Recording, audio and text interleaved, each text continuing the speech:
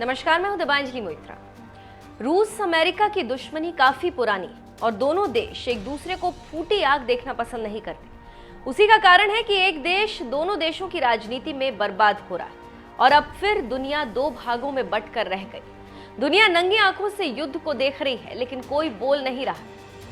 एक तरफ रूस एक के बाद एक यूक्रेनी शहर को भूतहा बना रहा है, तो वहीं दूसरी तरफ अमेरिका रूस को घेरने के लिए तरह तरह के हथकंडे अपना रहा है।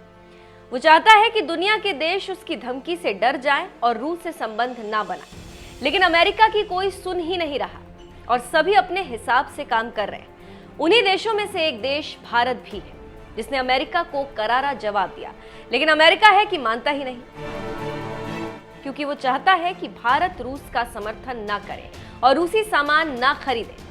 अब एक बार फिर अमेरिका ने नई चाल चली।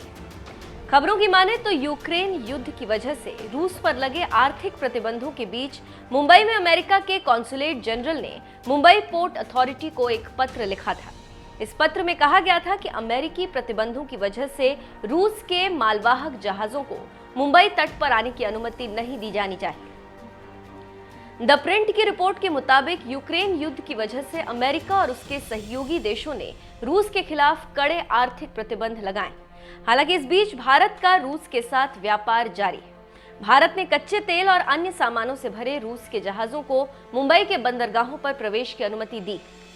अमेरिकी कॉन्सुलेट का पत्र मिलने के बाद बंदरगाह, शिपिंग और वाटरवेज मंत्रालय के तहत स्वायत्त निकाय मुंबई पोर्ट अथॉरिटी ने शिपिंग महानिदेशालय को एक पत्र लिखा, जिसमें उनसे आगे की कार्रवाई को लेकर निर्देश मांगे गए।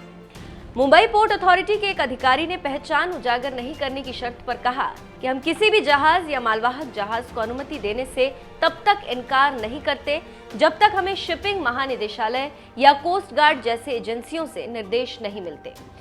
वहीं रेगुलेटरी अथॉरिटी होने की वजह से डीजीएस को इस पर फैसला लेना होगा।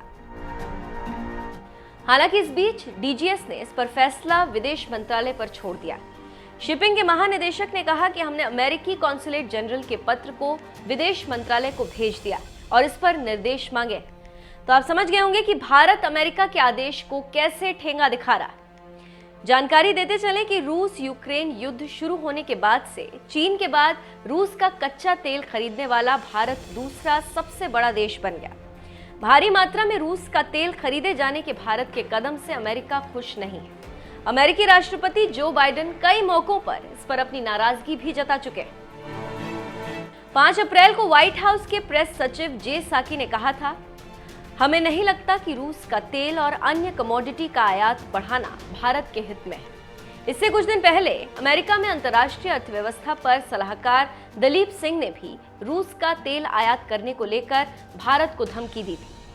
पश्चिमी देशों की आलोचना के बावजूद अब तक भारत ने ऐसे कोई संकेत नहीं दिए जिससे ये पता चल सके कि भारत रूस का तेल खरीदना बंद कर देगा। विदेशी मामलों के जानकारों की माने तो अमेरिका भारत को कई बार धमका चुका है, लेकिन भारत अपना काम कर रहा है और आगे भी करता रहेगा। तो आप समझ गए होंगे कि कैसे अमेरिकी धमकी को भारत दरकिनार कर रहा है और रूस से तेल खरीद रहा है।